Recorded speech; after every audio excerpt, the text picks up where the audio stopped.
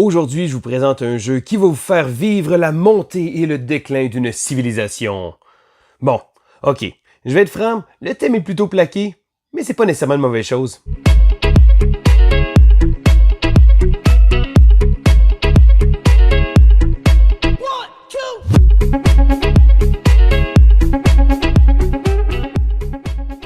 Bonjour et bienvenue à l'école du jeu, mon nom est Sylvain et on se retrouve aujourd'hui pour la présentation de Ancient Knowledge.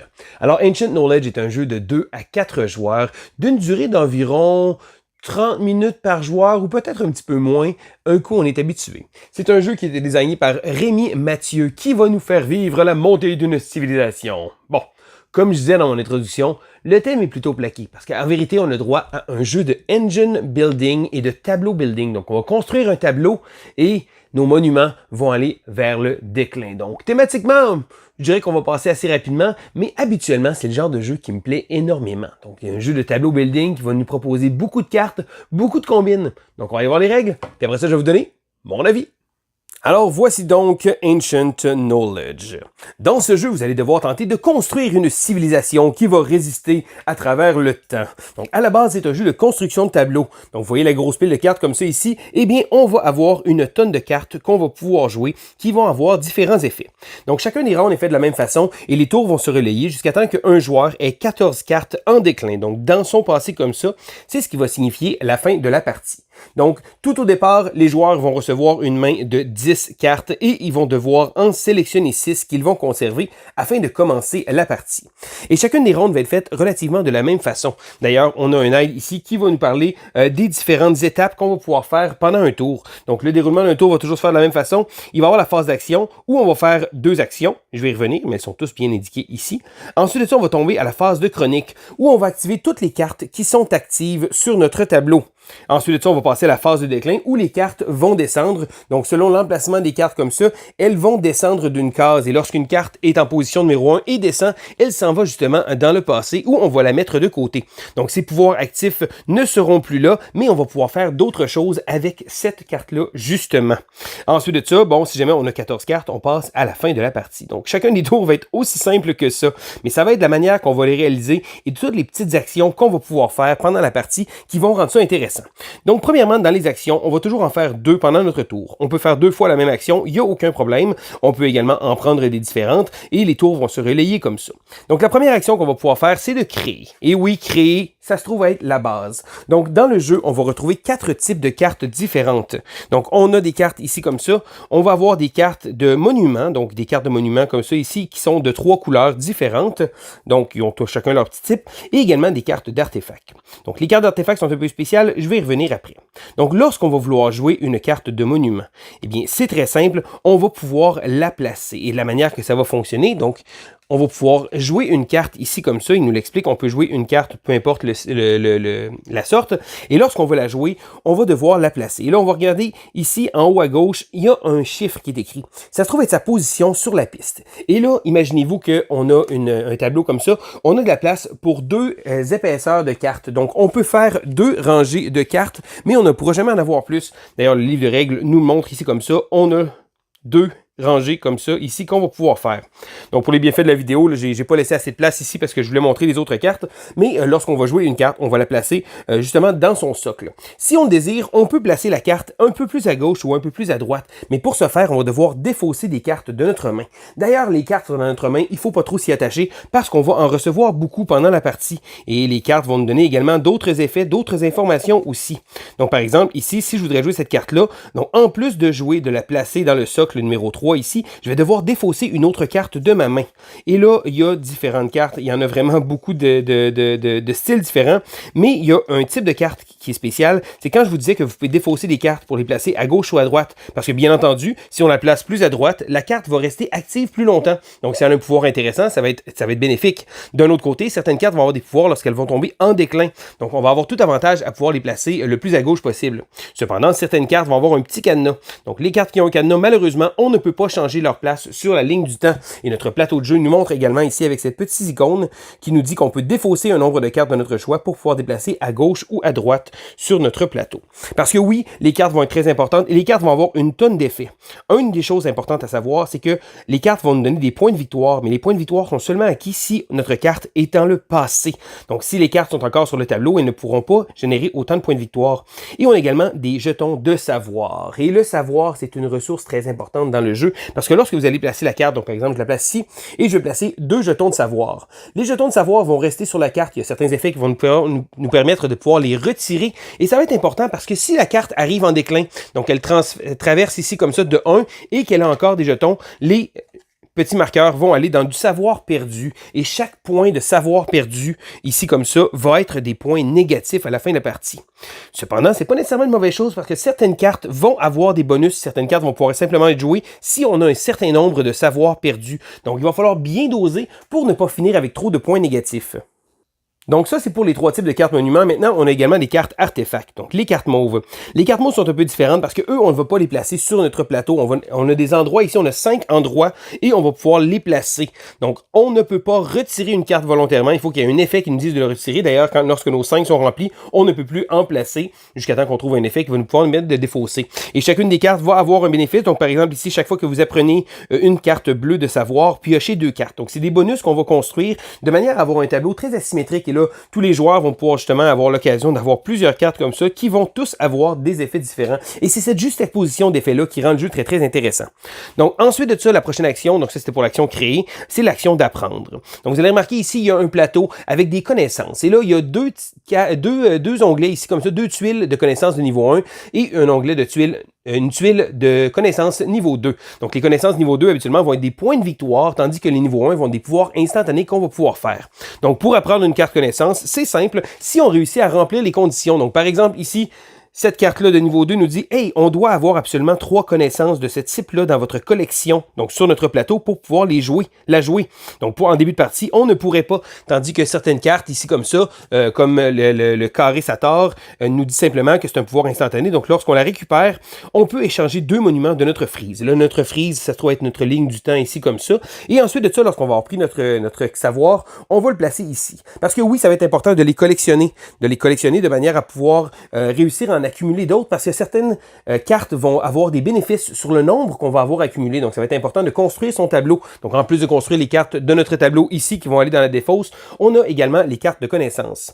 Cependant, à la mi-partie, parce que je vous disais que la partie se termine lorsqu'il y a 14 cartes dans la défausse, lorsqu'il y en a 7, à ce moment-là, ce qu'on va faire, c'est que une des 2 tuiles comme ça va être retirée. Donc, on va la retourner et ça va devenir des niveaux 2.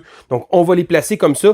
Donc, la tuile va être rendue de niveau 2 et on va la remplir avec des nouvelles cartes. Donc, ça va faire en sorte qu'on va plus s'orienter vers des cartes qui vont donner des points de victoire de fin de partie. D'ailleurs, ces cartes-là ne se remplissent pas au fur et à mesure. La manière que ça fonctionne, c'est que les cartes, lorsqu'elles sont prises, on va garder ça comme ça. Et lorsqu'il en reste simplement une, ce qu'on va faire, on va défausser la dernière carte et on va remplir ensuite comme ça ici. Ça veut dire qu'il va falloir faire très attention parce qu'on n'aura pas nécessairement accès aux cartes qu'on désire. D'ailleurs, les cartes, tout comme les connaissances, vont avoir un grand cycle. Donc, c'est normal d'en passer beaucoup et c'est justement là-dessus que le jeu se base, c'est qu'on va voir beaucoup de cartes différentes qui vont nous aider à maximiser notre situation. La prochaine action que je veux vous parler est très importante, c'est l'action d'archiver. Donc, archiver va être très important parce que quand je vous parlais des tuiles de savoir ici comme ça, qui vont s'accumuler dangereusement sur nos cartes, eh bien, l'action archiver nous permet de défausser des petites tuiles comme ça, des petits marqueurs pour chacun d'un de vos monuments, pour chaque carte défaussée. Quand je vous disais que les cartes, on va en piger beaucoup, les cartes sont une monnaie d'échange très importante parce que oui, les cartes vont pouvoir servir pour certaines fois pour déplacer des monuments, pour les jouer, mais également pour retirer des marqueurs parce qu'on veut pas en accumuler trop, ça va nous donner trop de points négatifs. Et ça va être très important de bien doser cette action-là dans nos premières parties. Habituellement, on a tendance un peu à la minimiser, mais c'est très important de devoir défausser ça avant d'en accumuler beaucoup trop comme ça. La prochaine action, c'est l'action d'excaver. Et là, quand je vous disais encore une fois que les cartes sont très utiles et qu'on va en piocher beaucoup, excaver est une des meilleures façons pour pouvoir piger une grande main de cartes. Parce que ce qu'on va faire lorsqu'on va sélectionner cette action-là, c'est qu'on va se prendre des cartes qui sont dans notre passé. Donc, pendant la partie, on va accumuler des cartes dans notre passé et on va pouvoir les engrener. essentiellement les taper, donc les mettre de côté, les désactiver si on veut, et ça va faire en sorte qu'on va pouvoir piger 2 cartes par carte qu'on va faire. Donc c'est certain que si on en a juste une, c'est pas trop maximiser la situation, mais lorsqu'on en a 3 ou 4, on va pouvoir les retourner comme ça pour pouvoir piger beaucoup de cartes. Mais il faut faire attention parce qu'on a droit à avoir un maximum de 10 cartes maximum en main. Si un effet ou une habilité vous permet de pouvoir piger plus de cartes, eh bien vous ne pigez simplement pas. Donc vous ne pouvez pas les piger pour ensuite choisir lesquelles défausser. Vous faites simplement arrêter votre pige. Et la dernière action est l'action de fouiller. C'est probablement l'action que vous allez vouloir faire le moins dans la partie. D'ailleurs, nos parties habituellement, on ne veut pas la faire. Donc c'est de piocher une carte. Si on n'a rien d'autre à faire, on peut simplement piocher une carte, mais l'action excaver, bien entendu, si utilisée au bon moment, va être beaucoup plus pratique. Donc les joueurs vont faire leur tour comme ça. Donc encore une fois, on fait le déroulement du tour complet, ça tombe à l'autre joueur et on continue comme ça jusqu'à temps qu'un joueur ait 14 cartes dans son passé. À ce moment-là, ça va décréter la fin de la partie et les joueurs vont comptabiliser leurs points pour voir qui sera le gagnant. Donc comment fonctionne le décompte de fin de partie? Eh bien, c'est bien indiqué ici dans le livret. D'ailleurs, il y a un aide également, un petit pad pour compter les points. Vous allez compter les points de victoire de chacune des cartes monuments qui sont situées dans votre passé. Donc, qu'elles soient inclinées ou non, vous allez marquer des points quand même, mais ça va être très important de les calculer uniquement ceux qui sont dans le passé. Ceux qui sont dans le présent ne marqueront pas autant de points comme ça ici. Donc, ajoutez les points de victoire issus des cartes monuments. Donc, certaines cartes vont nous dire à la fin de la partie de marquer des points. Ensuite de ça, on va rajouter les points de victoire qu'on a acquis avec les connaissances de niveau 2. On va rajouter un point de victoire pour chaque monument encore dans votre frise. Donc, à ce moment-là, les points de victoire et les petits jetons de savoir perdu ne seront pas comptabilisés. Donc, on va quand même faire un point de victoire pour chacune des cartes qui va nous rester et on va retirer un point de victoire pour chaque savoir perdu qu'il va avoir ici comme ça. Donc, on va comptabiliser les points et le joueur qui a le plus haut score va remporter la partie. Et voilà, ça fait le tour de l'aperçu des règles de Ancient Knowledge. Maintenant, qu'est-ce que j'en pense? Alors, premièrement, je tiens à dire de base que c'est le type de jeu qui habituellement me plaît énormément. Donc, lorsque j'ai vu la prémisse du jeu, j'avais un bon feeling par rapport à ça. Je dirais que ma première partie a été à 4 joueurs. Et j'ai lu également beaucoup que les gens disent qu'à 4 joueurs, c'est probablement pas l'idéal. Et je confirme, ma première partie a été un peu ordinaire. J'étais pas très satisfait, mais je me suis dit, tiens, il faut quand même que je donne une autre chance au jeu. Et après ça, j'y ai rejoué à 2 et 3 joueurs, et là j'ai remarqué que le jeu roulait vraiment mieux. Donc comme je le disais au départ, le thème est très plaqué. Oui, chacune des cartes va avoir un nom d'un monument, d'un personnage historique ou de quelque chose comme ça, mais on passe vite à côté. D'ailleurs, je pense qu'on le remarque vraiment pas pendant la partie, mais c'est pas une mauvaise chose parce que ça vient pas détracter non plus du concept du jeu principal qui est l'aspect de tableau building. Donc on va construire un tableau et que les cartes vont aller vers le déclin. Donc une chose qui m'avait un peu tracassé au départ aussi, c'est qu'il y a énormément de cartes qui sont tous uniques, mais j'ai trouvé qu'on passait beaucoup à travers toutes les cartes, on a même rebrassé, mais c'est pas nécessairement une mauvaise chose parce qu'on a accès à beaucoup de cartes et on va en défausser beaucoup. Les cartes sont la monnaie principale du jeu, donc les cartes vont servir et il faut pas être gêné par rapport à ça parce que on va défausser des cartes pour plusieurs raisons, pour enlever le savoir, pour justement le savoir, pour éviter d'avoir du savoir qui va nous faire perdre des points de victoire à la fin de la partie. Donc, c'est important de bien gérer sa main de cartes. Ne pas être gêné aussi de l'action excaver qui nous permet de pouvoir engager, là, taper des monuments qui sont dans notre passé pour pouvoir piger des cartes. C'est très important parce que le but, c'est d'avoir une main de cartes remplie pour pouvoir se débarrasser justement de ces savoirs-là. Parce que là, notre première partie, ça avait été ordinaire sur ce point-là. Les joueurs avaient tous ramassé énormément de savoir et ça s'était ramassé avec du savoir perdu. On avait tous perdu une tonne de points de victoire à travers ça. On s'était pas trop occupé de ça. Ma deuxième partie, j'ai décidé d'être beaucoup plus conservateur par rapport à ça et je dirais que ça en est porté vraiment bien. Donc c'est très important de bien gérer le nombre de savoirs qu'on va avoir dans nos cartes et ça devient très intéressant cette espèce de concept-là. Les tours sont également très rapides, on va faire 2 actions, on va générer nos habilités spéciales qui au départ on n'en a pas beaucoup et après ça on va aller vers le déclin, donc tasser nos cartes comme ça. On a également un jeu lorsqu'on va placer une carte, on a le choix de pouvoir la placer à gauche ou à droite en défaussant des cartes et comme je vous disais, les cartes sont une monnaie très importante dans le jeu et ça va nous permettre de pouvoir garder des cartes intéressantes plus longtemps ou de se débarrasser de certaines cartes plus rapidement pour qu'elles aillent dans notre passé. Donc c'est un jeu qui n'a pas beaucoup d'interaction. Je pense que c'est un point fort que beaucoup de gens vont probablement souligner. Il y a de l'interaction, mais on dirait qu'il y a de l'interaction qui a été rajoutée juste pour dire qu'on en mettait. Il y a des cartes qui vont venir enlever des cartes des mains des autres joueurs ou venir un peu mettre des bâtons dans les roues comme ça, mais on dirait que c'est un peu forcé. Je pense que c'était pas nécessaire. Je sais qu'il y a beaucoup de gens qui se seraient plaints sinon en disant qu'il y avait 0 interaction dans le jeu. Pour ma part, moi j'aime ça, faire mes petites choses, donc construire mon petit tableau, de pas venir me faire trop des bâtons dans les roues comme ça.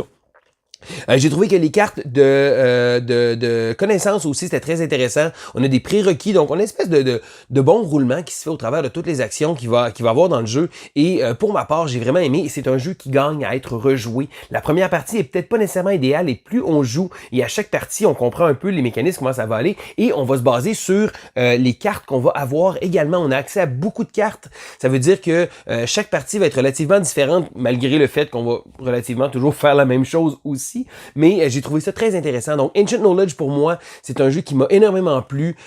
Si vous avez essayé le jeu une fois, trop de joueurs, peut-être que le feeling n'a pas été bon, je vous conseille quand même de le réessayer parce que ça vaut vraiment la peine, des fois, de s'y repasser un petit peu, de réessayer de donner une autre chance au jeu. Si j'étais resté avec mon impression à 4 joueurs, je pense que j'aurais passé à côté d'un très bon jeu. Donc, c'est un jeu qui fait partie de mes favoris de l'année et chaque partie que je joue, je trouve ça le fun. Un petit bémol que j'étais un peu déçu, il n'y a pas de mode solo dans la boîte. Cependant, l'auteur est déjà en train de travailler sur une extension qui devrait sortir quand même assez bientôt et qui va nous proposer un mode campagne, donc un mode histoire si on veut, avec un mode solo. Donc ça, c'est le genre de jeu que j'ai vraiment envie de jouer en solo. J'ai hâte de voir qu'est-ce que le mode solo va nous proposer, mais je pense que c'est le genre de petit jeu comme ça. Et ça peut paraître bizarre, la boîte, le format de la boîte est un peu irrégulier, mais c'est pas une grosse boîte énorme. Et là-dedans, il y a même de la place pour avoir les extensions. Donc, quand c'est rendu que le format d'une boîte est un élément qui se trouve à être pratiquement important dans un concept de jeu. Donc, j'ai vraiment aimé une belle boîte, un jeu qui offre beaucoup de possibilités et un jeu aussi qui est facile à prendre en main. C'est étonnamment facile quand on explique. Le petit tête de jeu est vraiment simple, fonctionne très très bien. Le jeu s'explique tellement rapidement, se joue tellement bien. Donc oui, il y a de la lecture à faire sur les cartes.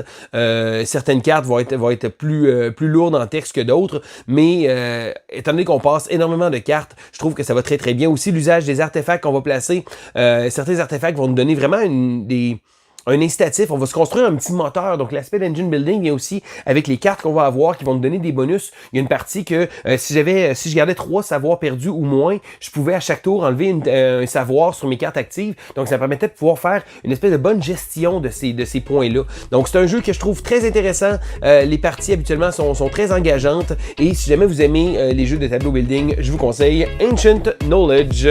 Donc, c'est Sylvain pour l'école de jeu et on se dit à la prochaine!